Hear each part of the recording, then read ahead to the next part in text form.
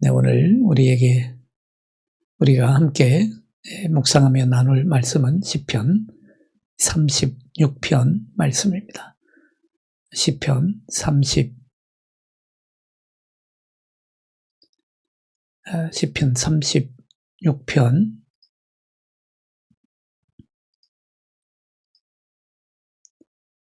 네, 시편 36편 말씀 제가 봉독해 드립니다.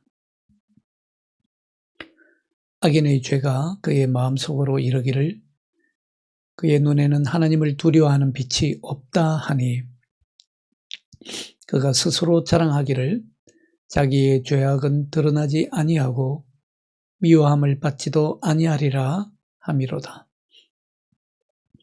그의 입에서 나오는 말은 죄악과 속임이라. 그는 지혜와 선행을 그쳤도다.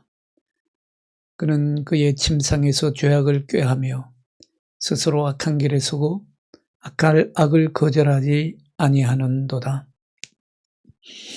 여호와여, 주의 인자하심이 하늘에 있고 주의 진실하심이 공중에 사무쳤으며 주의 의는 하나님의 산들과 같고 주의 심판은 큰 바다와 같으니이다.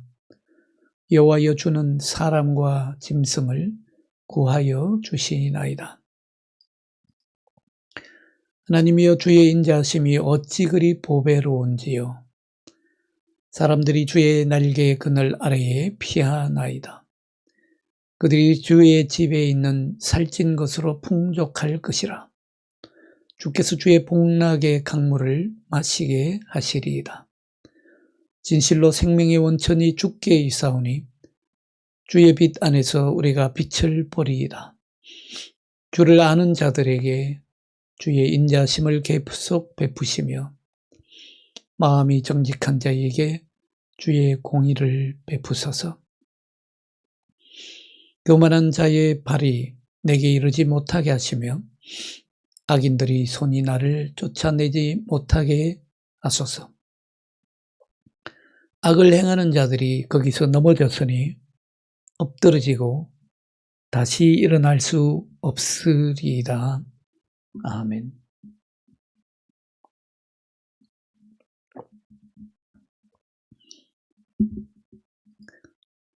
네. 하나님 없이 사는 인생들이 있는가 하면 항상 하나님과 함께 사는 인생이 있습니다.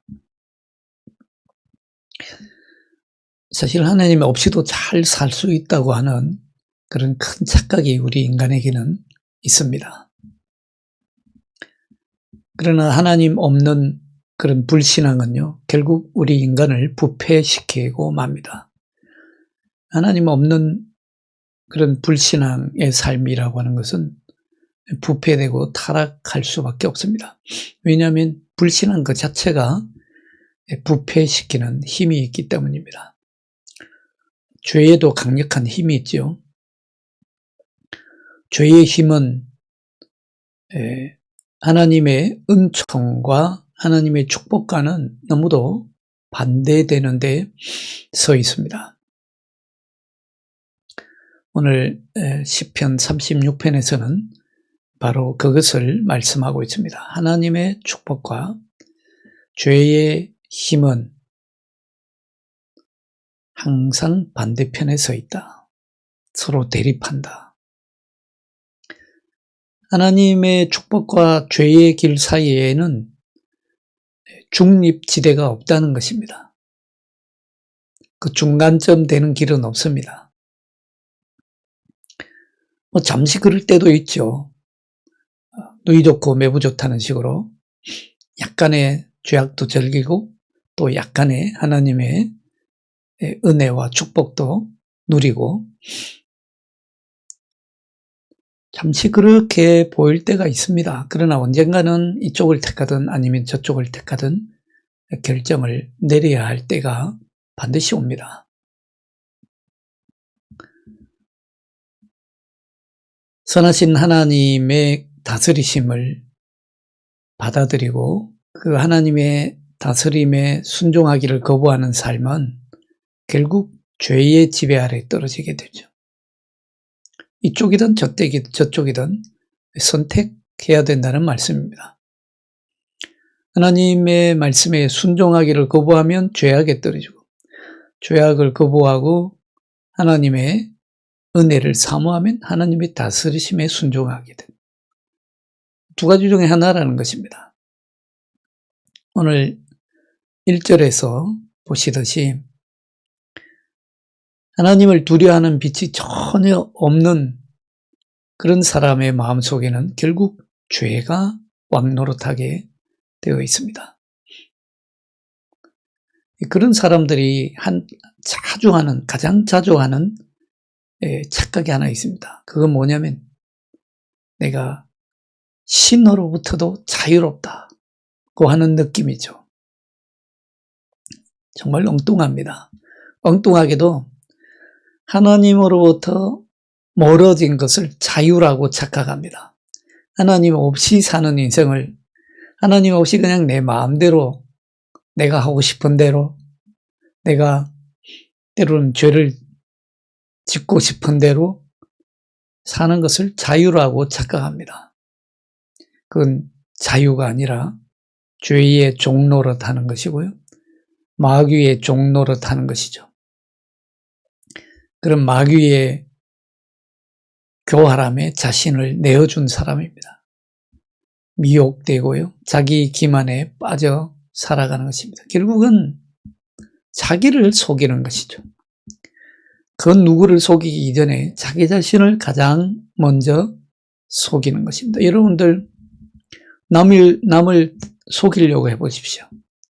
다른 사람을 한번 속이려고 해보십시오. 반드시 자기 자신을 먼저 속여야 합니다. 그런 사람에게는요, 아예 악 그 자체가 습성이 되어버리고 맙니다. 그 자체가 아예 습성이 되어버려요. 오늘 2절 말씀을 한번 같이 보시죠. 2절 말씀입니다.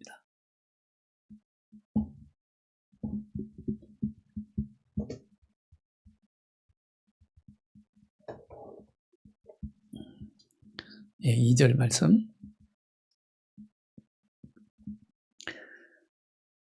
같이 한번 읽을까요? 그가 스스로 자랑하기를 자기의 죄악은 드러나지 아니하고 미워함을 받지도 아니하리라. 미워함을 받지도 아니하리라. 이게 얼마나 큰 착각입니까? 죄를 짓고도 자기 죄는 드러나지 않을 것이니 안심해도 된다. 내가 짓는 죄는 심판도 받지 않는다라고 장담합니다. 그런가 하면 오늘 3절과 4절에서 보듯이 그런 사람들의 입에는 항상 거짓말이 있습니다. 속이는 말이, 남을 속이는 말이 아예 습성이 되고 맙니다. 여러분들, 우리가 거짓말을 하고 속이는 말을 하게 될 때는요, 세 가지를 속여야 합니다. 첫 번째는요, 다른 사람을 속이게 되죠. 그러기 전에요, 나 자신을 먼저 속여야 됩니다. 그러나 결국에는 누구를 속입니까? 하나님을 속이게 됩니다. 하나님을 속이고 이웃을 속이고 나 자신을 속이는 것, 이 세 가지가 내가 거짓말을 할 때마다 항상 들어있습니다. 그렇게 악이 습성이 되고 거짓말이 습성이 된 사람은요, 항상 늘상 악한 계획을 세웁니다. 악의 편에 서게 되고 악을 거절할 줄을 모릅니다. 거절을 할 수가 없습니다. 어제 우리가 35장 마지막 부분에서 보았지 않습니까? 그런 사람들이 양심에 화인 맞은 사람들이고 악을 즐기고 악을 기뻐하는 사람들이죠. 영혼이 완전히 망가진 사람들입니다. 영혼이 더 이상 기능을 하지 못하는 사람들이. 그런 사람들의 대표적인 특징이 뭔지 아십니까? 하나님 앞에 책임을 질 줄을 모릅니다. 우리가 하나님 앞에 져야 할 책임이 있다는 걸 전혀 알지 못합니다. 우리 인생은요, 창조주 하나님, 거룩하신 하나님, 우리를 구원하시는 하나님 앞에요, 반드시 져야 할 책임이 있습니다. 그러한 책임이 있다는 것조차도 깨닫지를 못합니다. 그런 사람들은 하나님의 말씀과 하나님이 세우신 법이 권위가 있다는 것을 인정하지 않습니다. 하나님의 말씀의 권위도 인정하지 않고요. 하나님의 율법의 권위도 인정하지 않습니다. 뭐 그런 게 어디 있어? 전혀 알지 못합니다. 그리고 결정적으로는요, 우리가 다 사람이 한 번 죽는 것은 정한 이치이고 죽은 다음에는 반드시 심판이 있으리라 했는데 하나님 앞에서 해명을 해야 할 일이 있다는 것을 깨닫지 못합니다. 언젠가는 하나님 앞에서 다 해명해야 됩니다.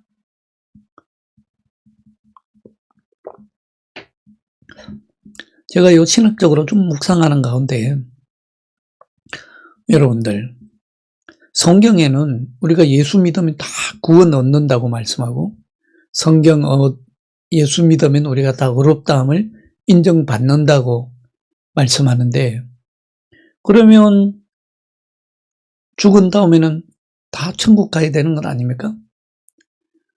천국은 당연히 따놓은 티켓 아닙니까? 천국 가는 티켓은 당연히 우리에게 주어지는 거 아닙니까? 그런데 왜 죽은 다음에는 심판이 있겠다고 했습니까? 하나님 앞에서 우리가 의롭다함을 입는 은혜를 그저 받았지만, 그러나 그 의롭다함을 받은 은혜에 맞는 열매가 우리 속에 반드시 있어야 참된 믿음이기 때문입니다. 믿음이 열매가 있어야 되기 때문입니다. 그 열매 가지고 우리는 하나님 앞에 가는 것이죠. 물론 이 로마 가톨릭처럼 공적 사상을 얘기하는 것이 아닙니다. 왜냐하면 그 공적을 내가 세우는 것이 아니라 그것조차도 하나님께서 나를 의롭게 하셨으니까, 하나님 앞에 우리가 선한 열매를 맺는 것조차도 똑같이 은혜이기 때문입니다. 그러나 어쨌든 열매가 있어야 됩니다. 알곡이 있는가 하면요, 가라지가 있기 때문이죠. 교회 다니면 다 구원받습니까? 그렇지 않다는 말씀입니다. 예수님은 그 믿는 사람들 가운데서도 교회 안에도 잘못 믿은 사람이 있고 미혹되는 영이 있고 처음 잘 믿었다가 타락의 길로 가는 사람도 있고 처음에 예수님 영접했다가 예수님 배반한 사람도 있고 심지어는 겉으로는 멀쩡하게 예수 믿는 것처럼 보이지만 그러나 가라지가 있다는 것입니다. 그러니 반드시 심판이 있다는 말씀이죠. 여러분들, 도대체 악한 사람들이 왜 이렇게 행동하는 겁니까? 인간 속에, 인간의 내면 안에 부패가 있기 때문입니다. 타락이 있기 때문이죠. 인간이 한번 부패하면요, 그 내면은 점점 더 부패해집니다. 그 내면이 부패했기 때문에 부패한 생각을 만들어내게 되고요, 타락한 생각을 만들어내게 되고, 그 타락한 생각은 곧 시련에 옮길 기회를 찾습니다. 처음에는 부끄러움을 일부러 모르는 채 하다가 결국에는 부끄러움을 전혀 모르게 됩니다. 4절에 보시는 대로 그런 자들은 악을 거절할 수가 없습니다. 악 그 자체를 거절할 수 없습니다. 자기가 세운 그 불의한 계획을 행동으로 옮기려고 욕망을 갖게 됩니다. 그런 욕망을 가진 사람은요, 선한 사람을 정오합니다. 이유 없이 정오합니다. 어제 우리가 보셨잖아요. 양심의 가책이 처음에는 오지만 자꾸 무시하다가 보면 결국에는 양심의 가책이라는 것을 아예 느끼지 못하게 됩니다. 완전히 무감각하게 되는 것이죠. 그렇게 되면 내 속에 있는 악한 죄는 목적을 달성하게 된 것이죠. 만족을 얻습니다.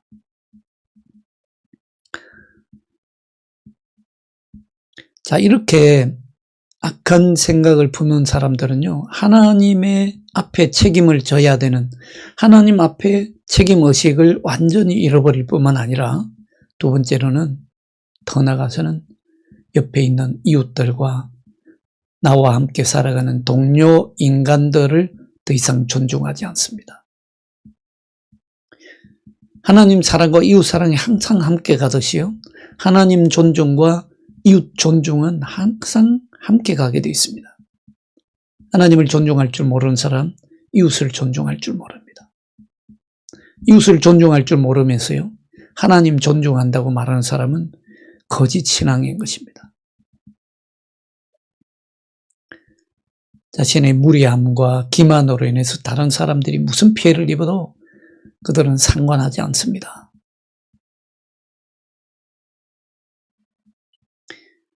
하나님의 율례와 이웃을 사랑하라고 하는 하나님의 명령, 그런 것은 시대에 뒤떨어진 종교적 전통일 뿐이라고 일축하고 맙니다. 오늘 3절을 한번 같이 보실까요? 3절 말씀입니다.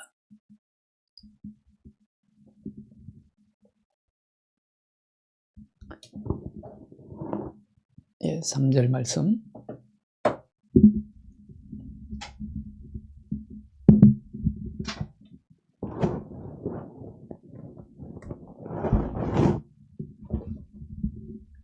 예, 3절 말씀 다 같이 한번 읽겠습니다. 그의 입에서 나오는 말은 죄악과 속임이라. 그는 지혜와 선행을 그쳤도다. 지혜와 선행을 거쳤다고 했습니다. 끊임없이 거짓을 일삼고 끊임없이 속임수를 쓰는 사람은 더 이상 진리에 관심이 없습니다. 4절에서 말씀하고 있듯이 저들은 온 힘을 다해 부패한 길에 서려고 합니다. 복 있는 사람은 악인의 자리에 앉지 않는다고 했는데 오히려 악인의 자리에 앉는 것을 더 즐거워합니다. 심지어는 쉬는 시간조차도 그에게는 회개하고 돌이키는 시간이 아니라 악을 계획하고 공범자를 모으는 시간입니다.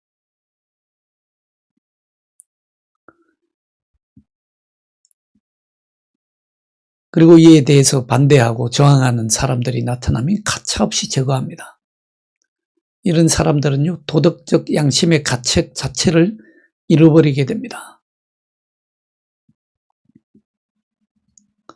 오늘 4절을 함께 보시죠. 4절 말씀 같이 한번 읽겠습니다. 그는 그의 침상에서 죄악을 꾀하며 스스로 악한 길에 서고 악을 거절하지 아니하는도다. 침상에서조차도 영원히 편히 쉬어야 될 시간에조차도 악을 도모합니다. 그리고 무한히 자기 자신을 높입니다. 교만해지는 것이죠. 자신이 가지고 있는 의도를 가장 우선시합니다. 내가 세운 뜻을 어떻게든 관철시키려고 합니다. 그걸 위해서 모든 수단을 동원합니다. 그 수단이 정당한가 하지 않은가는 따지지 않습니다. 어쨌든 자신의 의도만 관철되면 됩니다. 그리고 하나님이 주시는 모든 권위를 무시합니다. 여러분 요한복음 8장 34절에 보면 이렇게 말씀합니다. 죄를 범하는 자마다 죄의 종이라. 죄의 종이라. 자신이 지금 죄의 종이 되어 있는데 하나님을 벗어났다고 해서 그걸 자유라고 생각합니다. 엉뚱한 데 가서 악한 데에 가서 종노릇하고 있는 것입니다. 그걸 깨닫지 못한 채 점점 더 죄의 근세 아래에 있게 되고 결국에는 어떤 올바른 판단을 내릴 수가 없게 됩니다. 왜냐하면 죄라고 하는 것은요, 우리가 현실을 똑바로 보지 못하게 하거든요. 죄악 그 자체가 우리로 하여금 우리를 거짓과 기만으로 이끌기 때문입니다. 온 세계의 창조주고 심판자이신 하나님을 부인하게 됩니다. 악은 한계를 모르게 됩니다. 악에 대해서 작동하던 방어력도 완전히 무너져 내리고 맙니다.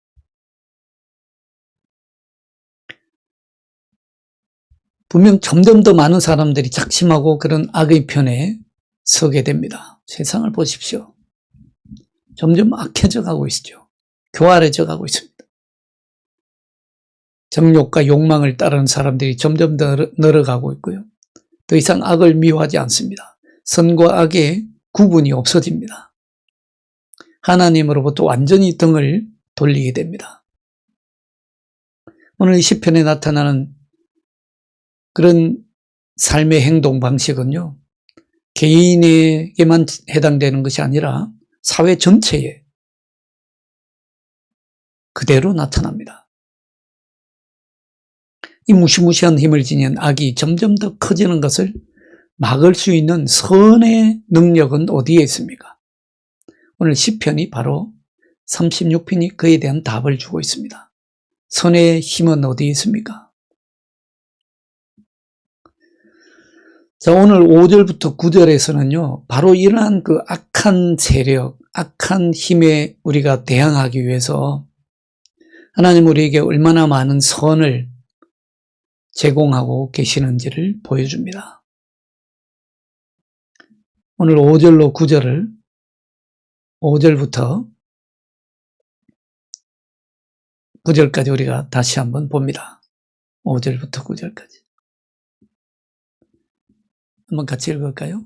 여호와여, 주는 주의 인자심이 하늘에 있고 주의 진실하심이 공중에 사무쳤으며 주의 의는 하나님의 산들과 같고 주의 심판은 큰 바다와 같으니이다. 여호와여, 주는 사람과 짐승을 구하여 주시나이다. 하나님이여, 주의 인자심이 어찌 그리 보배로운지요. 사람들이 주의 날개 그늘 아래에 피하나이다. 그들이 주의 집에 있는 살찐 것으로 풍족할 것이라. 주께서 주의 복락의 강물을 마시게 하시리이다. 진실로 생명의 원천이 주께 있사오니 주의 빛 안에서 우리가 빛을 보리이다. 보십시오.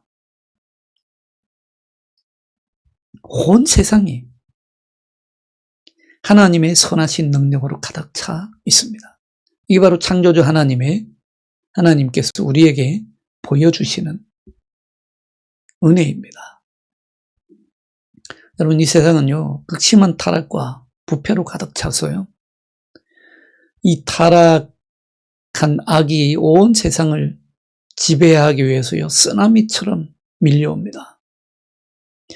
그런 타락한 악이 얼마나 깊숙이 이 세상에 스며들어 있는지 모릅니다. 우리의 심령과 우리의 마음속에도 얼마나 깊이 스며들어 있는지 모릅니다.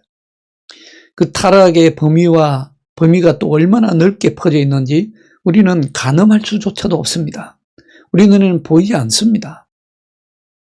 그러나 이 세상에 아무리 그런 타락과 악이 관영해 있을지라도, 그것이 그런 악이 아무리 깊고 넓게 퍼져 있다고 하더라도 하나님의 선하신 능력은 그보다 훨씬 더 강하고 그러한 모든 악을 훨씬 더 뛰어넘으며 이 세상에 더 넓게 퍼져 있습니다. 그걸 노래하고 있습니다. 그래서 여러분들 정말 하나님의 선하신 능력을 찾는 사람은요, 이 세상에 만족할 수가 없습니다. 이 세상에서 우리가 아무리 이루어놓은 것이 많다고 할지라도 우리가 이루어놓은 그 많은 것 속에서도 하나님의 선하심을 찾습니다. 이 세상의 문화가, 이 세상의 즐거움이 우리를 아무리 기쁘게 해준다고 하더라도 거기에 만족할 수가 없습니다. 그 속에서도 하나님의 선하심을 찾습니다. 그런 사람들은 창조주이시고 이 세상을 보존하시는 하나님께로 돌아갈 수밖에 없는 것이죠. 물론 그러기 위해서는 하나님을 믿겠다는 결단이 필요합니다.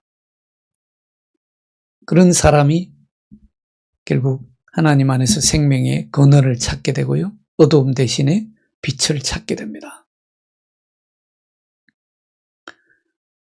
그런 사람들에게 오늘 영원한 행복이 임할 것이라고 10절로 12절에서 노래합니다. 하나님의 그 선하심이 얼마나 크고 놀라운지 오늘 10편 5절에서는요. 하늘과 구름의 비유를 들어 말씀하십니다. 5절 우리 다 같이 한번 보실까요? 5절입니다. 5절 말씀.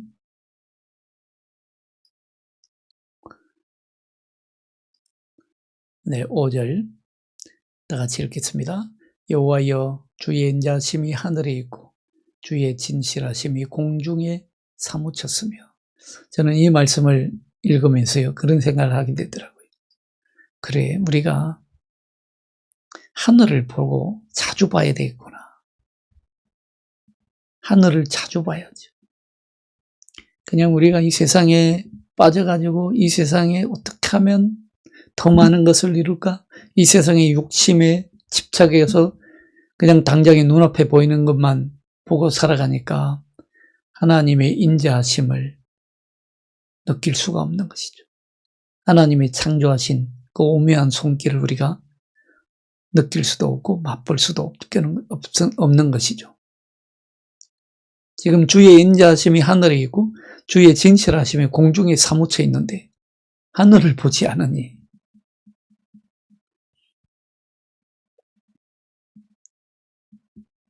여러분들 사람이든 동물이든요 그 누구도 하나님의 선하심 없이는 존재할 수 없다라고 오늘 노래합니다. 그리고 5절에 7절에 보면 그런 사람 하나님께서는 하나님에게 의존하고자 하는 어떤 그런 마음을 인간이 태어날 때부터 주셨다는 겁니다. 심어두셨다는 겁니다. 그런 사람들 가운데 임박한 환난과 위험을 인식하면 그런 사람들은 언제든지 하나님의 그늘 아래로 피하게 된다는 것입니다.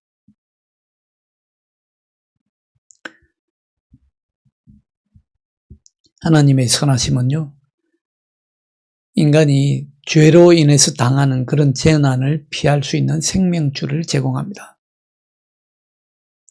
하나님이 선하시다고 하는 가장 강력한 증거는 독생자 예수 그리스도를 보내주신 것이죠. 우리는 이 하나님이 주신 기회를 활용해야 됩니다. 그것 인간에게 달려 있습니다.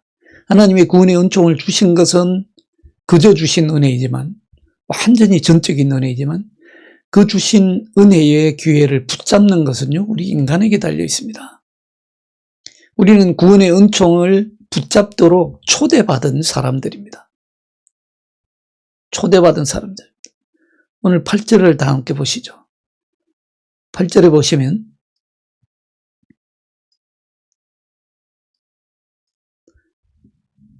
다 같이 한번 읽을까요? 8절. 그들이 주의 집에 있는 살찐 것으로 풍족할 것이라.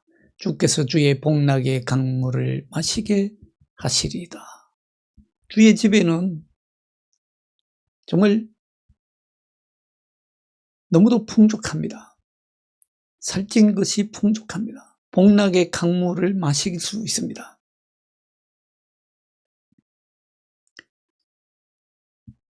그러려면 우리가 그 복락의 강물을 마시려면 마시러 나가야죠.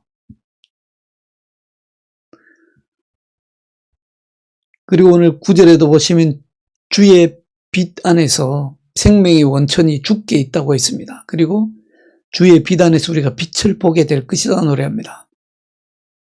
우리는 그 빛에 초대된 사람들입니다. 복락의 강물을 마시러 나아가야 되고요. 빛 앞으로 나아가야 합니다. 그건 우리 신자들이, 믿는 사람들이 해야 될 결단이고 해야 될 일인 것이죠. 가만히 앉아서 감나무 날에 누워있으면 감이 떨어지는 것이 은혜가 아닙니다. 복락의 강물을 마시러 나가야 되는 것이죠. 우리는 그 빛으로 초대된 사람들입니다. 여러분, 하나님의 은혜에, 이 초대에 초대장을 우리가 받았는데 그 초대장을 받고 집안에 초대장을 처박아두면 뭐합니까? 초대장을 받았으면 초대된 곳으로 나아가야죠. 그런 사람들에게 하나님께서는 오늘 정말 진실한 마음으로 구원받기를 원하는 사람, 하나님의 은혜를 알게 될 것이다. 이 세상에 아무리 악으로 가득 차 있다고 하더라도 그런 악의 권세에서 벗어나 생명의 길로 나아갈 것이고 하나님의 그늘 아래로 나아갈 것이다. 불신자들과 악한 사람들은 결국에 임하게 될 하나님의 심판을 피하지 못하게 될 것이지만, 그러나 하나님의 은혜의 초대장을 받고 그 앞으로 나아가는 사람들은 어떻습니까? 주의 인자하심을 맛보게 될 것이고 주의 공의를 체험하게 될 것이고 생명을 누리게 될 것이라는 약속이 있습니다. 여러분들 날마다 여러분 세상의 눈길을 돌리지 마시고 세상을 먼저 원망하지 마시고 실패한 것에 눈을 두지 마시고요. 하나님의 세상에 가득 차 있는 하나님의 선하신 능력을 바라보시고 그 선하신 능력을 맛보아 알며 살아가는 저와 여러분 되시기를 주님의 이름으로 축원합니다. 기도하겠습니다. 하나님 아버지 감사합니다. 참으로 감사하고 또 감사할 뿐입니다. 모든 세상에 아무리 악이 관영하고 아무리 악의 힘이 커 보인다고 할지라도 하나님의 선하신 능력은 그보다 더 크고 놀라움을 오늘 이 시간 고백하며 찬양합니다. 주님, 악에게 지지 말고 선으로 악을 이길 수 있도록 주님, 날마다 우리가 주님의 은혜의 보좌 앞에 담대히 나아가게 하시고 이 세상에 가득 차 있는 하나님의 선하신 능력을 맛보아 알게 하여 주옵소서. 주 예수 그리스도 이름으로 기도하옵나이다. 아멘.